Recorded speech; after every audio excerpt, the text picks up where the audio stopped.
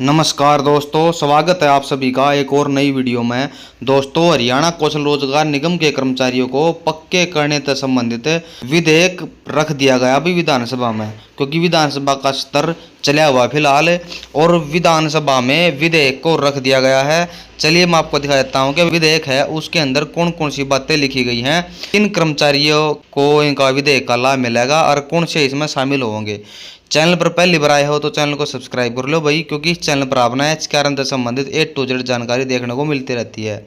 चलिए अब हम अपना विधेयक दिखा दूँ कि भाई कौन सा विधेयक विधानसभा में रखा गया है और जिसका लाभ आप जैसे साथियों को मिलेगा। ठीक है, तो भाई ये देखो हरियाणा विधानसभा के अंदर रखा गया 2024 का विधेयक है। यहाँ पर देखो ये साफ साफ लिखा गया है, हरियाणा संविदात्मक कर्मचारी सेवा की सुनिश्चितता, यानी कि रोजगार की गारंटी, यानी कि सिक्योरिटी ऑफ जॉब।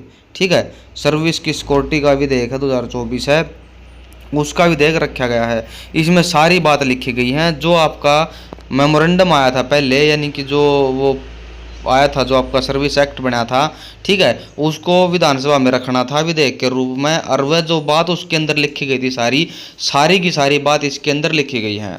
8 पेज का विधेयक है भाई। एक एक लाइन अगर मैं आपने पढ़ के बताऊंगा तो वीडियो बहुत लंबी हो जाएगी, लेकिन जो मेन काम की बात है वह आपने मैं पढ़ कर जरूर बताऊँगा। ठीक है, यहाँ पर देखो जो मेन काम की बात है वो ये है कि जो विधेयक बनेगा इसने सेवा की सुनिश्चितता, यानी कि सर्विस ऑफ सिक्योरिटी, यानी कि सिक्योरिटी सर्विस कह लो या फिर सर्विस एक्ट कह लो, उसके नाम से इसको जाना जाएगा। 14 अगस्त 2024 से लागू हुआ समझा जाएगा। जिस साथी ने 14 अगस्त 2024 तक 5 साल हो गए नौकरी करते हुए, कंप्लीट 5 साल, वे सारे साथी इसके अंदर काउंट होंगे। इसका विस्तार संपूर्ण हरियाणा में होगा। जितने भी कर्मचारी लगे हुए हैं हरियाणा के अंदर, चाहे वो किसी भी डिस्ट्रिक्ट में हैं, सारे के सारे इसके अंदर आएंगे। ठीक है, इसमें कुछ फिर ये शब्द दिए गए हैं। शब्द का नाम है कि भाई नियत तिथि कौन सी होगी, समुचित अधिकारी कौन सा है, पहले अधिकारी कौन सा है, संविदा क्या है, सरकार क्या है। तो ये आपका कुछ काम की बात नहीं है भाई। ठीक है, इसमें आपका कोई लेना देना नहीं है। आपका लेना देना यहाँ देखो भाई, इसमें वो कर्मचारी शामिल नहीं होंगे जिसकी 50,000 से ज़्यादा सैलरी है। जिसकी सैलरी 50,000 से कम है वो इसके अंदर शामिल होंगे। इसके अंदर भाई इस जो विधेयक है इसके अंदर सारी बात वह लिखी गई है जो पहले आपका सर्विस ऑफ एक्ट या फिर जो मेमोरेंडम पेश हुआ था ना, सारी बात वह लिखी गई है। एक भी बात इसके अंदर अलग से नहीं लिखी गई है। ठीक है, वैसे फिर भी मैं अपना बता देता हूँ मेन बात है। इसमें देखो यहाँ पर वो शामिल होंगे जो कौशल के अंतर्गत लगे हुए हैं और जिन्होंने 5 साल की सेवा पूरी कर ली। ठीक है, उसके बाद देखो साल में कम से कम 224 दिन का काम होना चाहिए उसका। जो केंद्र के कर्मचारी हैं या फिर जो केंद्र की जो योजनाओं के दिन कार्यरत कर्मचारी हैं वह इसके अंदर शामिल नहीं होंगे। और उसको जब तक नहीं हटाया जाएगा, यहाँ देखो, संविदात्मक कर्मचारी सरकारी संस्था में निरंतर कार्य करता रहेगा जब तक वह अधिवर्षिता की आयु पूरी नहीं कर लेता। यानी कि जब तक उसकी रिटायरमेंट एज नहीं होती, जब तक वो रिटायरमेंट नहीं होता तब तक, यानी कि 58 साल तक का नहीं होता, जब तक उसकी जॉब सिक्योरिटी हो जाएगी और उसको सेवा से हटाया नहीं जाएगा, उसकी जो सेवा है वो निरंतर चलती रहेगी। यहाँ पर साफ साफ लिखा गया है। और वेतन की बात यहाँ देखो, यहाँ लिखा हुआ है वेतन स्तर से प्रारंभिक वेतन के बराबर मिलेगा। यानी कि जो सरकारी का बेसिक रेट है डी ग्रुप का, सी ग्रुप का, इस प्रकार से। ठीक है, तो सभी पोस्ट का बेसिक रेट सरकारी का अलग अलग है। जो भी आपका बेसिक रेट है जो सरकारी कर्मचारी को मिला है वो आपको सैलरी मिलेगी। ठीक है, और जो अतिरिक्त लाभ हैं वो भी मिलेंगे।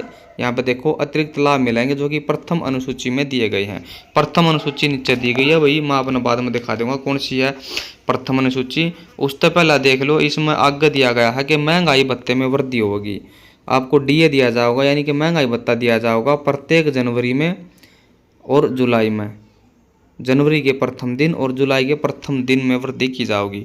डीए साल में 2 बार बढ़ा कर है, सरकारी आदमी का भी 2 बार बढ़ा कर है, जनवरी में बढ़ा है और एक जुलाई में बढ़ा है। ठीक है, तो भाई आपने भी 2 बार डीए बढ़ा हुआ मिलेगा। और जो इसके अंदर वेतन वृद्धि होगी, जो एनुअल इंक्रीमेंट जिस नाम का देखिए साल के अंदर एक बार वृद्धि होगी, वह वृद्धि भी इसके अंदर होगी साल में एक बार। यहाँ पर साफ साफ लिखा गया है। और आप देख लेना भाई, ये वाला जो विधेयक है यानी कि इसकी जो PDF है वो आपको हमारे टेलीग्राम चैनल पे मिल जाएगी भाई। डिस्क्रिप्शन में उसका लिंक दे दूंगा। चैनल को ज्वाइन कर लो और वहाँ पर बहुत सारे साथी जुड़े हुए हैं ग्रुप के अंदर, वहाँ पर आपको PDF मिल जाएगी। तो आप इसके अंदर एक एक बात देख लेना भाई, कौन सी आपके काम की है और कौन सी आपके काम की नहीं है, ठीक है। क्योंकि अगर मैं एक एक लाइन पढ़ कर बताऊंगा तो वह वीडियो काफ़ी लंबी हो जाएगी, ठीक है भाई। तो अनुसूची यह है, पहली अनुसूची जो मैंने पहला 1 मिनट पहला बताया था कि पहली अनुसूची के जो भी लाभ दिए गए वो सारे लाभ मिलेंगे। तो पहली अनुसूची यह है भाई, इसमें देख लो, जिसने 5 साल तक 8 साल के बीच काम करते होगे उसने 5% एक्स्ट्रा मिले सैलरी मिलेगी। जिसने 8 साल तक 10 साल के बीच में हो गया उसने 10% एक्स्ट्रा टाइम तनख्वाह मिलेगी। और जिसने 10 साल से ज़्यादा हो गए उसने मिलेगी 15% एक्स्ट्रा। यानी जो बेसिक पे है, बेसिक पे तो मिलेगी, उसके ऊपर तक 5%, 10% और 15% और एक्स्ट्रा मिलेगी। और DA का अब तक इसमें भी इन्होंने क्लियर नहीं कराया कि DA कितना मिलेगा, क्योंकि जो सरकारी कर्मचारी है उसने DA फिलहाल 50% मिल रहा है भाई, ठीक है। ये मिला 4%, तो फिलहाल उन्हें 54 मिला है।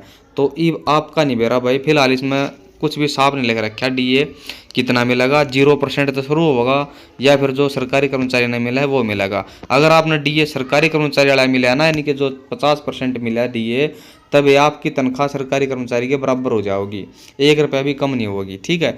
और अगर DA ने 0 से शुरुआत करी कि 0 से शुरुआत कर दी, अगली बार जैसे जनवरी आओगी, जनवरी में 3% या 4% दे दिया, तो फिर आपका 4% DA हो जाएगा। जो आपकी बेसिक है उसका 4% और जोड़ लियो भाई इसमें, ठीक है। तो भाई मैंने इसमें सारी बात बता दी आपको, जो जो आपके काम की बात है, ठीक है। इसके बाद फिर कोई डाउट बचा तो कमेंट बॉक्स में कमेंट कर दो भाई। ओके फ्रेंड्स, मिलते हैं नेक्स्ट वीडियो में।